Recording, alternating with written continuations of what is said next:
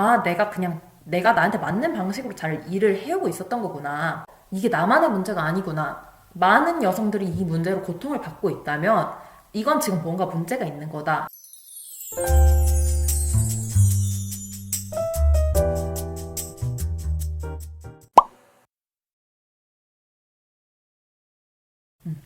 세 번째로는 나의 다양성을 인정하게 된 거예요. 저는 내가 나 자신으로 살아가기 위해서는 이 다양성이라는 키워드가 가장 중요하다고 생각해요.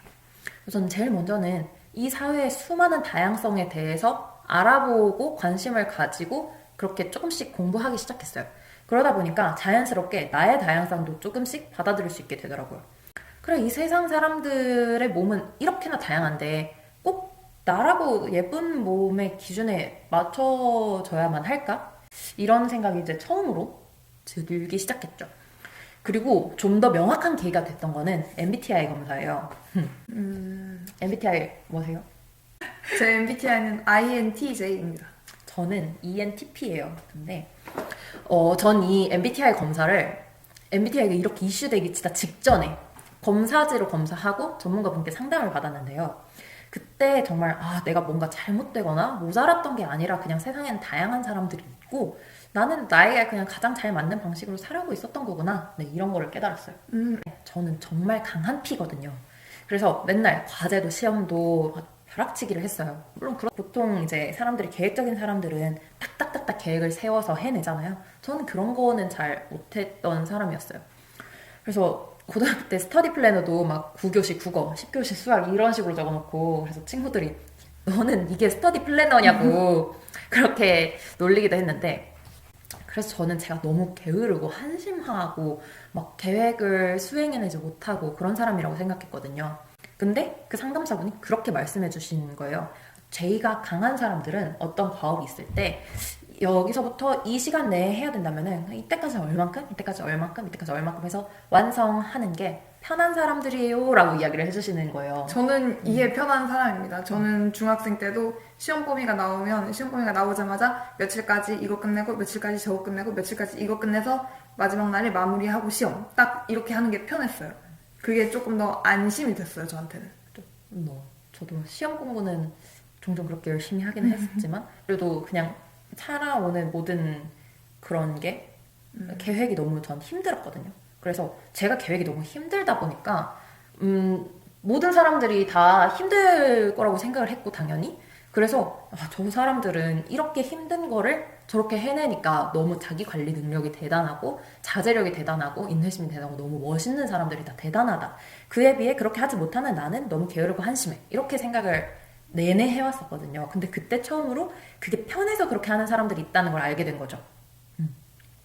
그래서 그러고 나서 이제 또 상담사분이 근데 반면에 피가 강한 분들은 여기서부터 여기까지 기간이 있으면 이때부터 이때까지는 정보 수집을 막 하고 이때 이걸 바탕으로 효율적으로 일을 하는 사람들이에요 라고 말을 해주셨는데 그 말을 듣고 생각해보니까 제가 뭐 과제를 처음에 딱 받고 첫날 뭐 저라고 노트북 앞에 안 앉아봤겠어요? 근데 전 정말 한 글자도 안 써지더라고요. 근데 뭐 샤워하면서도 생각하고 뭐 하면서도 생각하고 다 생각을 하다가 어느 정도 제 머리에 윤곽이 잡히면은 그때부터는 정말 순식간에 해낼 수 있는 거예요. 그래서 내가 나한테 맞는 방식으로 잘 일을 해오고 있었던 거구나.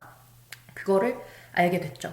그래서 그게 정말 큰 계기가 됐고 자존감이 높아졌고 그래서 드디어 내가 온전한 1로 느껴지게 됐어요. 이게 뭔 말이냐면 이전엔 제가 한 0.6 정도의 사람이라고 생각했거든요.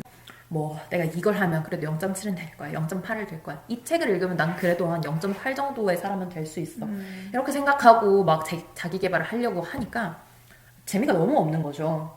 그래서 번번이 관뒀었어요. 근데 이제 제가 온전한 1로 느껴지기 시작하니까 이 책을 읽으면 나는 1.2가 될 것 같아. 막 이런 식으로 동력이 생기는 거예요. 더 멋있어질 수 있겠다. 이런 생각. 그래서 자기 개발을 하는 동력이 생겼습니다. 그리고 최근에 이제 이 유튜브를 시작해야겠다라고 결심한 계기도 이 다양성의 맥락에서 확장된 덕분인데요. 저는 회사 체질이 아니라는 걸 너무 잘 알고 있었고 나는 회사에 들어가야겠다라는 미래를 단 한 번도 상상해 본 적이 없었어요. 그래서 취준을 안 했거든요, 애초에. 그리고 지금은 이제 소셜벤처에서 로컬과 관련된 일을 하면서 아메이 사업을 하고 있고, 사이드 프로젝트로 건강 정보를 올리는 계정을 운영하고, 얼마 전에 전시도 참여했고, 이 유튜브도 하고 있어요. 엔잡러죠, 엔잡러. 근데 얼마 전에 이제 대학교 1학년 때부터 친했던 친구들을 만나면서 그 친구들이 너무너무 멋지게 자기의 커리어를 위해서 스펙을 쌓고 차곡차곡 준비해가고 있는 거를 보면서 현타가 오는 거예요. 그날 한 친구가 저한테 나도 내 사업을 하고 싶은데 바로 도전할 자신이 없어서 커리어 쌓고 연봉 높여서 그 다음에 하려는 거다. 근데 지금부터 바로 도전하는 너가 멋있다. 이렇게 이야기를 해줬었거든요. 근데 저는 그 순간에 그 말을 들으면서 내가 이 말을 들을 자격이 있나 하는 생각뿐이었어요. 그러고는 이제 집에 와서 내가 이렇게 도전을 막 하는 게 내가 싫은 걸 하기 싫어해서 도피를 하는 건가? 사람들도 그런 거 다 좋아하지 않고 싫어하는 일일 텐데 사람들은 다 싫은 것도 참아가면서 열심히 미래를 준비하는데 나는 대책이 없는 건가? 인내심이 없나? 이런 생각을 계속하면서 또 자존감이 뚝뚝 떨어졌었어요. 근데 문득 이 다양성이 또 생각나는 거예요. 그래서 아 그래 성격도 이렇게나 다양한데 도전하거나 준비하는 그런 성향의 차이도 사람마다 다른 게 아닐까? 이런 생각이 문득 들었어요. 그래서 아 그래 대부분의 사람들은 좋아하는 거에 도전할 수 있는 거 좋아하는 일을 하는 게 한 이 정도고 싫어하는 일을 감수할 수 있는 게 한 이 정도의 사람들이 보통이라고 한다면 저는 한 이 정도에 있는 사람이었던 거죠. 그러니까 좋아하는 일은 막 하고 싫어하는 일은 절대 못하는 그냥 저는 그런 사람이었던 것 같아요. 그러니까 이 바의 길이는 동일한데 그냥 그게 어느 수준에 위치하냐 이게 다양성이었던 거죠. 제가 어떤 역량이 부족하고 막 그래서가 아니라 아 그래 나는 이게 좀 다른 거구나. 그때 그 친구의 말이 진심으로 고맙게 다시 느껴지기 시작했어요. 그러면서 아 나는 도전을 두려워하지 않는 사람이야. 나는 좋아하는 거를 그냥 도전하고 나아갈 수 있는 사람이야. 나는 용감한 사람이야. 이런 이제 자기 확신? 이런 자기 정체감이 생기는 거예요. 그래서 잔뜩 고민만 하던 유튜브를 그래 하자 이렇게 결정을 해버렸어요.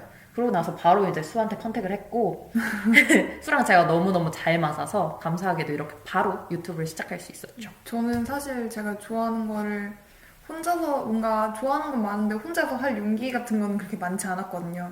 근데 파도한테 감사하게도 연락이 와가지고 그냥 그래 지금 아니면 언제 해보겠냐 해서 같이 하게 됐습니다.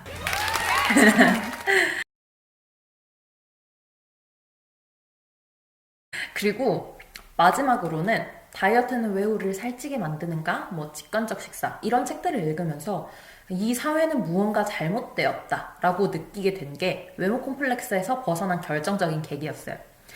직관적 식사 워크북에 다이어트 이력을 써보는 칸이 있었는데요. 거기에 다 써보고 나니까 제가 정말 어마어마하게 긴 시간과 어마어마한 돈을 썼다는 거를 알았어요. 1,000만 썼거든요. 5년 동안 1,000만 원을 썼어요. 와, 이 정도 했는데 살이 빠지기는커녕 더 쪘다면 그래 뭔가 문제가 있다. 이 생각이 들었고 그 책들을 읽으면서 정말 많은 이들의 사례에 제가 다 공감이 되더라고요. 아, 그래서 이게 나만의 문제가 아니구나. 많은 여성들이 이 문제로 고통을 받고 있다면 이건 지금 뭔가 문제가 있는 거다. 이런 문제의식, 사명감이 막 불타오르면서 벗어나게 됐어요. 제가 또 약간 뭔가 해야 된다 이런 정의감과 사명감이 불타오르면 움직이는 사람이라서 맞아요. 저도 뭔가 잘못했다 생각하면 무조건 뭐라도 해야겠다 하는 마음이 있는 것 같아요. 이건 사실 개인의 문제로 치부하기에는 너무 사회에 많이 퍼져 있는 안 좋은 그런 것 같거든요. 맞아요. 그래서 그러다 보니까 지금까지 오게 됐네요. 정말 긴 이야기였지만 전 이 부분이 정말 중요하다고 생각해요. 외모 콤플렉스는 외모의 변화로 극복할 수 있는 게 아니고 내면의 성장으로 극복할 수 있다. 이게 정말 포인트입니다. 아무리 내가 원하는 몸무게를 달성하고 뭐 성형을 하고 외모를 꾸며봤자 여전히 나보다 예쁜 사람은 언제나 존재할 거예요. 근데 그러면은 외모의 기준을 두고 살다 보면 우린 평생 만족을 할 수 없어요. 하지만 내면이 성장한다면 더 이상 외모가 나의 전부가 아니게 됩니다. 그래서 저는 사실 아직도 제 몸이 너무 만족스럽거나 너무 사랑스럽거나 제 몸을 있는 그대로 너무 좋아하고 이러지는 못해요. 못하는데, 그리고 여전히 좀 더 날씬하면 좋겠다라고 생각을 해요. 하지만 그게 더 이상 제 삶을 예전처럼 갉아먹진 않습니다. 예전에는 내적인 요소가 아무리 훌륭해도 외모가 별로면 다 소용없다고 생각했거든요. 그러니까 내면과 외모 이렇게 존재했던 건데, 근데 이제는 외모도 다른 요소들과 같은 하나의 요소일 뿐이다라고 느껴져요. 그만큼 내적인 요소들을 크게 바라볼 수 있게 된 거죠. 우리 모두는 각자의 장점과 매력을 다 각각 가지고 있잖아요. 뭐 분명히 아름다운 외모, 누가 봐도 우아하는 외모는 큰 장점이에요. 하지만 다른 요소들도 분명히 커요. 뭐 똑똑한 거, 아니면 뭐 지혜로운 거, 뭐 배려심이 많은 거, 다른 사람에게 좋은 에너지를 줄 수 있는 거, 뭐 춤을 잘 추는 거, 노래를 잘 하는 거, 운동신경이 좋은 거 등등등등등. 이렇게 나열할 수 없을 만큼 수없이 다양한 장점과 매력이 우리 모든 사람에게 골고루 나눠져서 존재를 하거든요. 그래서 저는 내면의 성장이란 이런 나의 장점을 발견해주는 거라고 생각해요. 그래서 저는 이렇게 꼭 해보라고 말씀드리고 싶어요. 혹시 사회의 기준과 달라서 내가 부족하다고 여겨지는 그런 점들이 있나요?